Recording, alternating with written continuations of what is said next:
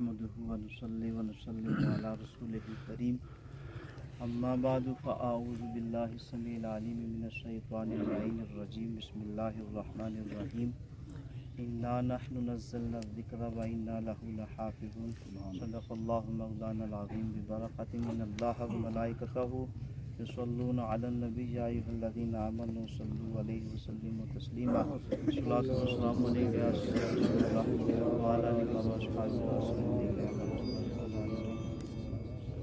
حضرات محترم، سب سے بڑا واعظ، سب سے بڑی نصیحت اور سب سے بڑی تنبیہ ہمارے سامنے صاحب میت ہیں.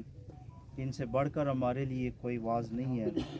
آیت مقدسہ آپ احباب کے سامنے پڑھی، اس میں اللہ جل مجدہ الکریم نے ارشاد فرمایا انا نحن نزلنا الذکر، کہ یہ بے شک یہ ذکر ہم نے نازل کیا، وَإِنَّا لَهُ لَحَافِظُونَ، اور اس کی حفاظت کرنے والے بھی ہم ہیں.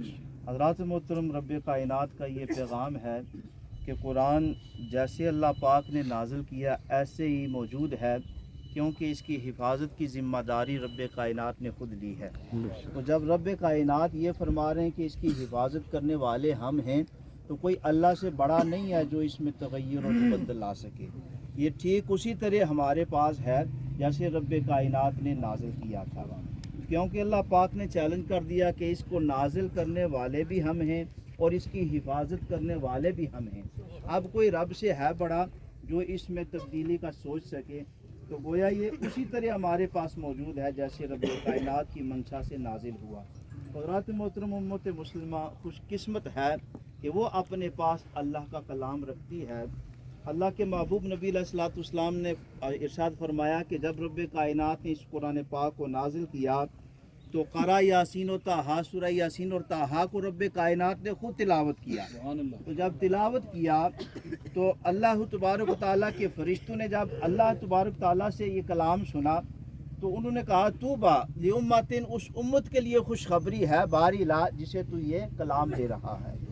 تو گویا یہ امت خوش نصیب ہے کہ اپنے پاس اللہ کا کلام رکھتی ہے، اور بد نصیبی بھی ہے کہ اس قرآن سے وہ فیض نہیں لے سکتی، کیونکہ یہ قرآن ہر طرح کا فیض دیتا ہے. تبیان لکل شیء، اللہ پاک نے فرمایا ہر شے اس میں روشن بیان ہے، ہر شے اس میں موجود ہے، لیکن امت مسلمہ کی اپنی قسمت جو اس سے فیض لے سکے. تو حضرات محترم، اگر قرآن پاک کو ثواب کی نیت سے کوئی پڑھتا ہے، مفہوم معنی کا پتہ چلے یا نہ چلے، لیکن رب کائنات پھر بھی اجر و ثواب عطا فرماتے ہیں. مثال کے طور پہ حروف مقطعات ہیں الف لام میم، اس کے مطلب کا معنی کا کسی کو نہیں پتہ. اگر الف کہتا ہے ثواب کی نیت سے، لام کہتا ہے ثواب کی نیت سے، تو رب کائنات 10 نیکیاں عطا فرماتے ہیں.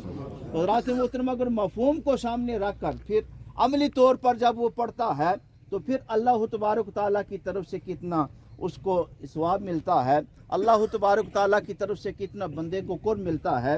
ایک حدیث پاک ہے، اللہ کے محبوب نبی علیہ الصلوۃ والسلام کے ایک صحابی بیان کرتے ہیں یا رسول اللہ کہ میں نے خیمہ نصب کیا ہوا تھا اور قرآن پاک کی تلاوت کر رہا تھا. آپ فرماتے میرے ساتھ چھوٹا بچہ بھی تھا. جب میں قرآن پڑھتا تو میں اس میں محو ہو جاتا، یعنی مجھ کو مزہ آتا، سرور آتا. تو جب قرآن پڑھتے پڑھتے محویت کا عالم ہو جاتا تو آپ فرماتے کہ میرا گھوڑا کودنا شروع کر دیتا، ناچنا شروع کر دیتا.